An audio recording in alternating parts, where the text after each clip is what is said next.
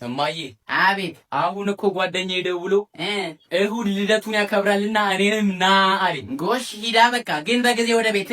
እሱ አይደለም ችግሩ፣ የሁሉም ልብሶች የቆዩ ናቸው። እናማ ልብስ ግዢልኝ። ሂዳ ተቆሻሻ።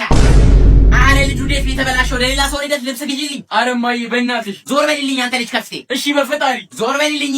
አረ እማዬ ስሞትልሽ። ዞር በልልኝ አንተ የደላ ለሰው ልደት ለራሱ ቢሆን እሺ። ትሽ ሲጀመር እዚህ ቤት ለኔ አንድ ነገር ተደርጎልኝ አያውቅም። ቆይ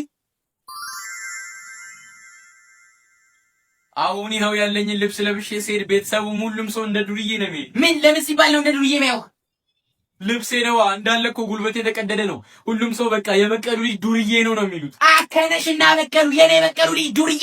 ተነሳ አዘጋጅ፣ ልብስ ልንገዛ እንሄዳለን። እሺ በሉ ትችላለህ እዝራ። ግን ለጓደኛዬም ስጦታ ብንገዛ?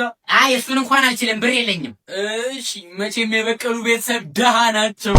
ልጁ ባዶ እጁን መጣ ነው የሚሉት። ይሁን። አረ ወይኔ አንተ እኔ ከሰው በላይ አድርጋ እንዲያሳደኩ። አዎ እሱማ ግን ሰው ይሃ አይታየውም። ችግር የለውም።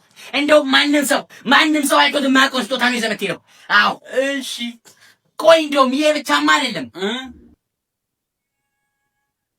ሄለው ይኸው አንተ ሌላውን ታያለህ። ልጄ የደሃ ልጅ ተብሎ ስም ተሰጥቶታል። ስላንተ አላውቅም። እኔ ግን የበቀሉ ቤተሰብ ተቸገረ ሲባል መስማት አልፈልግም። እናማ አሁን ለዚህ ልጅ ባጃጅ ወይ መኪና ነገር ይገዛለት። ባንበላ ስንራባ ስሜም አይጠፋም። አረ እማዬ አያስፈልግም። ዝም በል አንተ። በቃ ሌሎች ነገሮችንም እያየን እንጨምራለን።